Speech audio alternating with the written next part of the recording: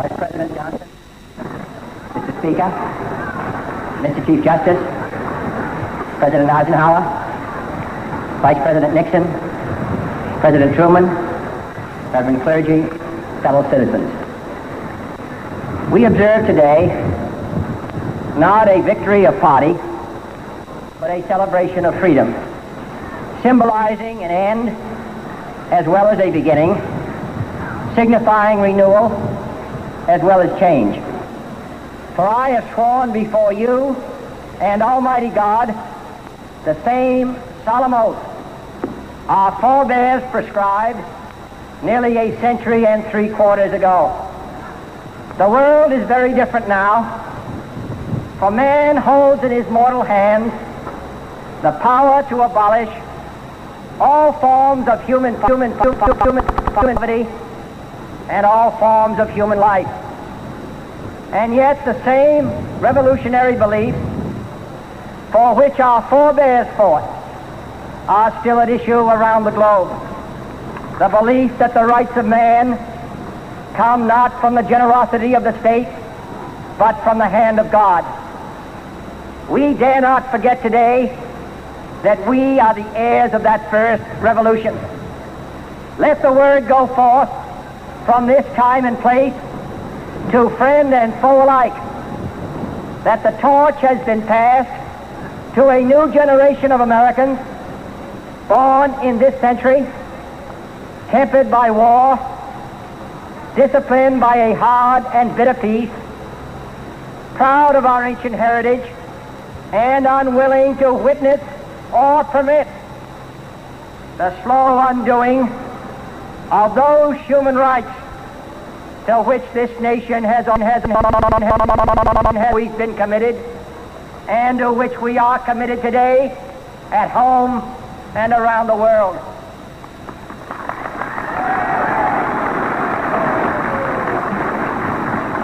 Let every nation know, whether it wishes us well or ill, that we shall pay any price, bear any burden, meet any hardship, support any friend, oppose any foe, to assure the survival and the success of liberty.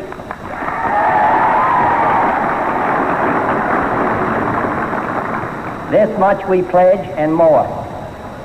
To those old allies whose cultural and spiritual origins we share, we pledge the loyalty of faithful friends.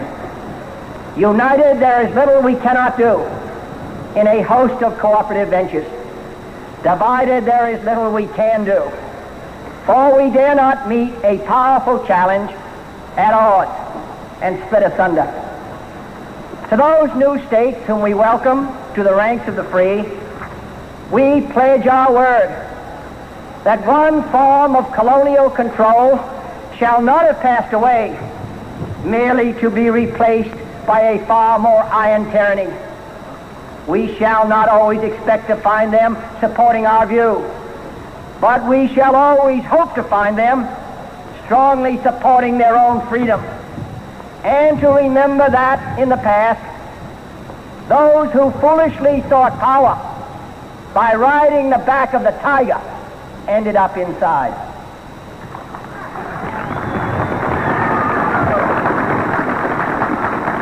To those people in the huts and villages of half the globe struggling to break the bonds of mass misery, we pledge our best efforts to help them help themselves for whatever period is required, not because the communists may be doing it, not because we seek their votes, but because it is right. If a free society cannot help the many who are poor, it cannot save the few who are rich.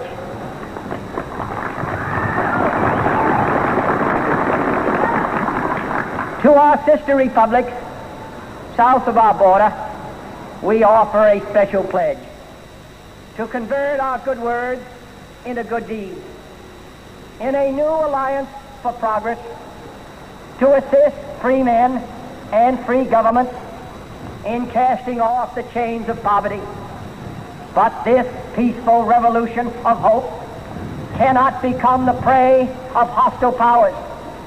Let all our neighbors know that we shall join with them to oppose aggression or subversion anywhere in the Americas.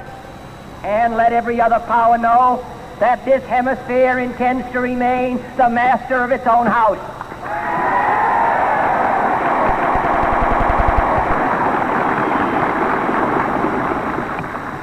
To that World Assembly of Sovereign States, the United Nations, our last best hope, in an age where the instruments of war have far outpaced the instruments of peace, we renew our pledge of support to prevent it from becoming merely a forum for invective, to strengthen its shield of the new and the weak, and to enlarge the area in which its writ may run.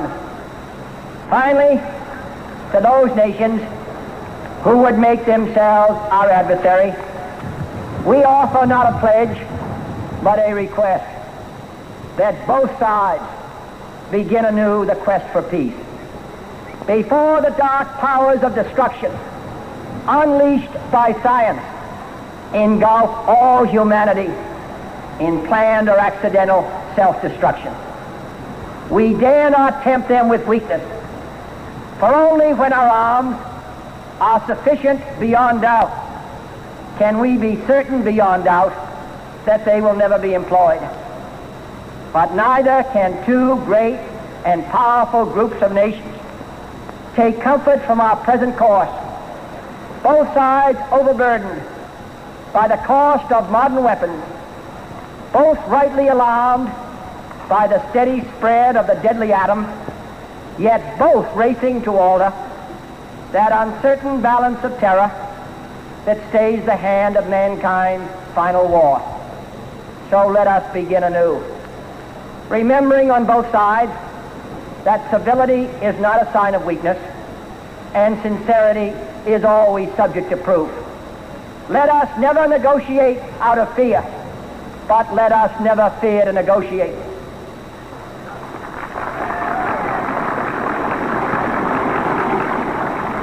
Let both sides explore what problems unite us, instead of belaboring those problems which divide us. Let both sides, for the first time, formulate serious and precise proposals for the inspection and control of arms, and bring the absolute power to destroy other nations under the absolute control of all nations. Let both sides seek to invoke the wonders of science instead of its terrors. Together, let us explore the stars, conquer the desert, eradicate disease, tap the ocean depths, and encourage the arts and commerce. Let both sides unite to heed in all corners of the earth the command of Isaiah to undo the heavy burdens and let the oppressed go free. And if a beachhead of cooperation may push back the jungle of suspicion, let both sides join in creating a new endeavor, not a new balance of power, but a new world of law, where the strong are just and the weak secure and the peace preserved.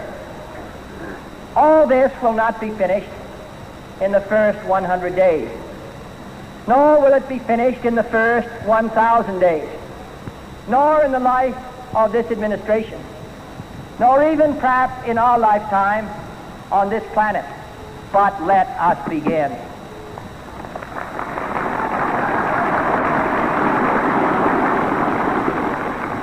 In your hands, my fellow citizens, more than mine, will rest the final success or failure of our course. Since this country was founded, each generation of Americans has been summoned to give testimony to its national loyalty. The graves of young Americans who answered the call to service surround the globe. Now the trumpet summons us again, not as a call to bear arms, though arms we need, not as a call to battle, though in battle we are, but a call to bear the burden of a long twilight struggle, year in and year out, rejoicing in hope, patient in tribulation, a struggle against the common enemies of man, tyranny, poverty, disease, and war itself. Can we forge against these enemies a grand and global alliance, north and south, east and west, that can assure a more fruitful life for all mankind? Will you join in that historic effort?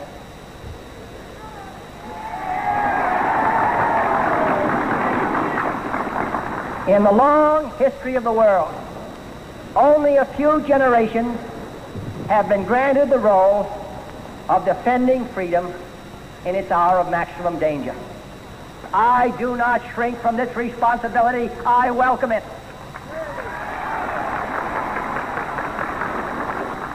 I do not believe that any of us would exchange places with any other people or any other generation. The energy, the faith, the devotion which we bring to this endeavor will light our country and all who serve it. And the glow from that fire can truly light the world. And so, my fellow Americans, ask not what your country can do for you. Ask what you can do for your country.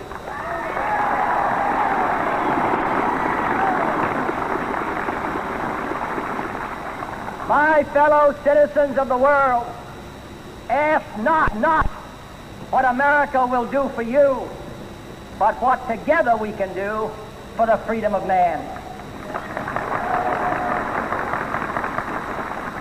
Finally, whether you are citizens of America or citizens of the world, ask of us here the same high standards of strength and sacrifice which we ask of you.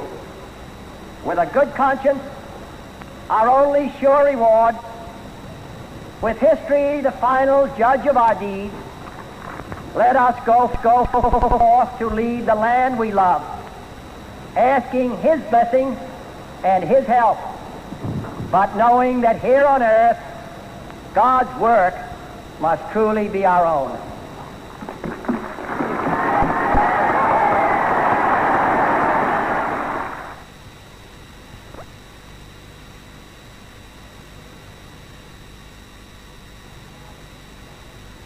Finally, if we are to win the battle that is now going on around the world between freedom and tyranny, the dramatic achievements in space occurred in recent weeks should have made clear to us all, as did the Sputnik in 1957, the impact of this adventure on the minds of men everywhere who are attempting to make a determination of which road they should take.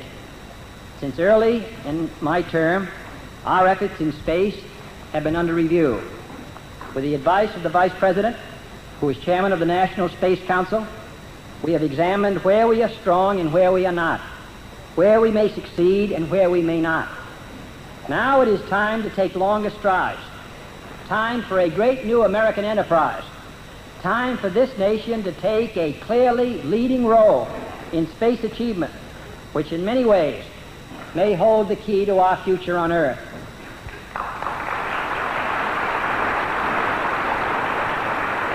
I believe we possess all the resources and talents necessary, but the facts of the matter are that we have never made the national decisions or marshaled the national resources required for such leadership. We have never specified long-range goals on an urgent time schedule or managed our resources and our time so as to ensure their fulfillment. Recognizing the head start obtained by the Soviets with their large rocket engines, which gives them many months of lead time, and recognizing the likelihood that they will exploit this lead for some time to come in still more impressive successes, we nevertheless are required to make new efforts on our own. For while we cannot guarantee that we shall one day be first, we can guarantee that any failure to make this effort will make us last.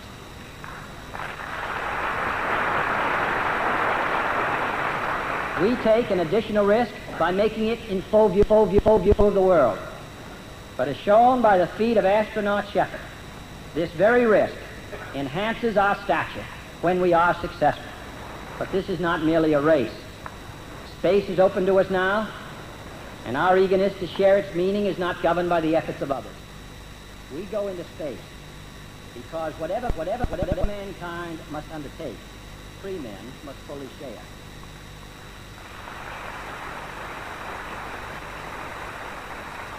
I therefore ask the Congress, above and beyond the increases I have earlier requested for space activities, to provide the funds which are needed to meet the following national goals.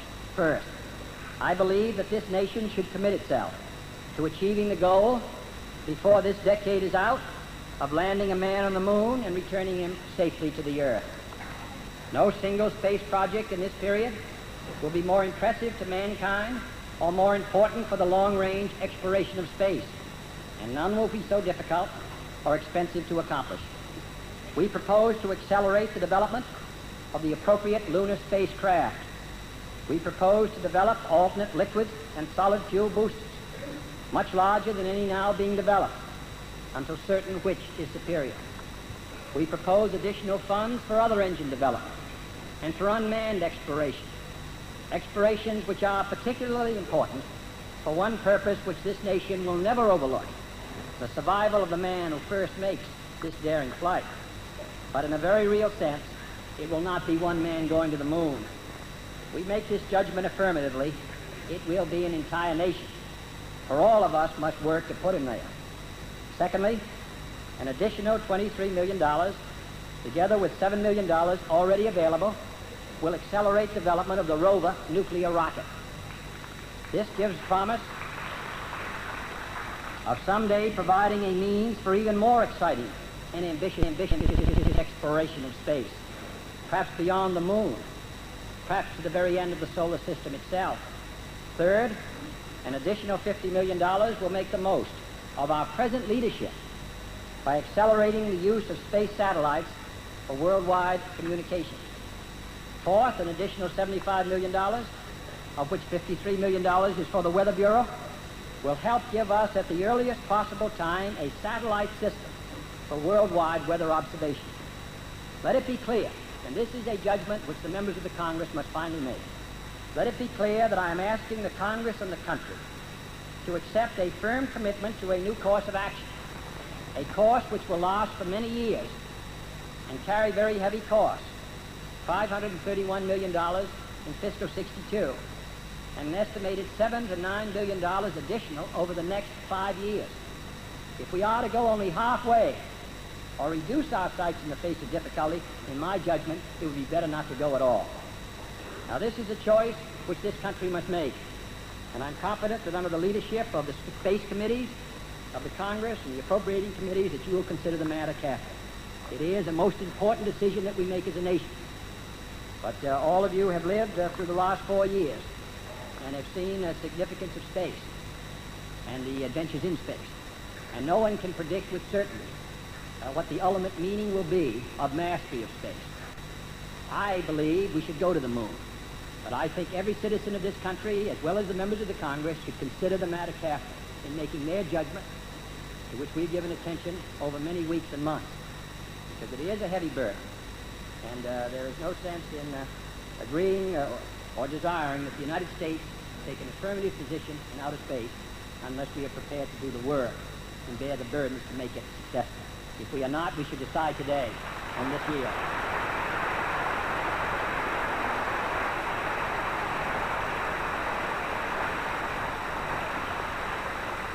This decision demands a major national commitment of scientific and technical manpower, material and facilities, and the possibility of their diversion from other important activities where they're already thinly spread. It means a degree of dedication, organization, and discipline which have not always characterized our research and development efforts. means we cannot afford undue work stoppages, inflated costs of material or talent, wasteful interagency rivalry, or a high turnover of key personnel. New objectives and new money cannot solve these problems. They could, in fact, aggravate them further unless every scientist, every engineer, every serviceman, every technician, contractor, and civil servant gives his personal pledge that this nation will move forward with the full speed of freedom in the exciting adventure of space.